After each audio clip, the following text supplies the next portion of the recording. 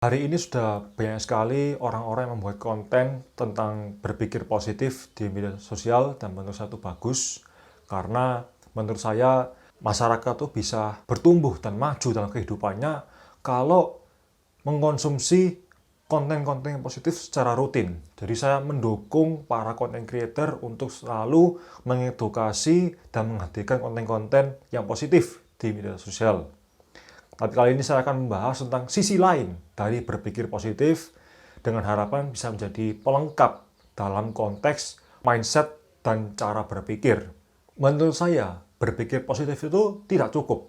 Jadi ini sebuah hal yang menarik.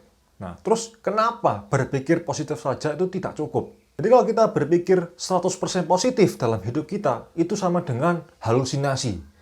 Orang gaul biasanya ngomongnya halu gitu ya. Jadi karena halu inilah yang berujung kepada spekulasi akhirnya. Contoh misalkan ada orang judi terus kalah. Ada orang yang menjadi korban investasi bodong. Itu semua karena mereka berpikir bahwa apa yang dia lakukan, apa yang dia pikir itu 100% benar. Gitu. Dia meyakini 100% bahwa itu hal yang positif, hal yang benar. Sedangkan kalau kita berpikir 100% negatif, ya ujung-ujungnya kita nggak kemana-mana dalam hidup kita. Karena pikiran kita yang negatif itu akan membatasi diri kita untuk bisa bergerak maju. Nah, orang teknis biasanya ngomongnya itu brain lock, gitu ya. Jadi seperti di penjara, gitu ya. Lalu bagaimana kita bisa menyikapi hal ini? Jadi yang pertama adalah berpikir positif itu yes, tapi 80%. Sisanya 20% itu berpikir negatif. Jadi bukan berarti berpikir negatif itu nggak boleh. Ya boleh, tapi kadarnya maksimal 20%. Supaya apa? Supaya kita bisa waspada, supaya kita bisa jaga-jaga. Yang kedua adalah berpikir positif itu kalau kita berpikir di waktu yang salah, ya itu akan menjadi bumerang dalam hidup kita. Jadi berpikir positif itu juga mesti di waktu yang tepat, di tempat yang tepat, dengan konteks yang tepat.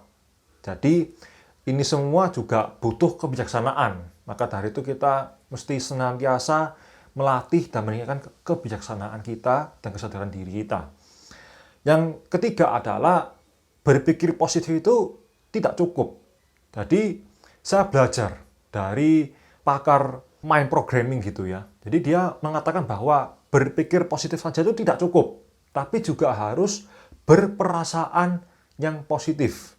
Dan saya tambahkan juga tidak hanya berpikir positif dan berperasaan yang positif, tapi kita juga mesti bertindak yang positif. Jadi inilah yang menjadi sebuah keselarasan dalam hidup kita. Jadi percuma kalau kita berpikir positif tapi perasaan kita negatif, ya sulit untuk bisa mendapatkan apapun yang kita inginkan.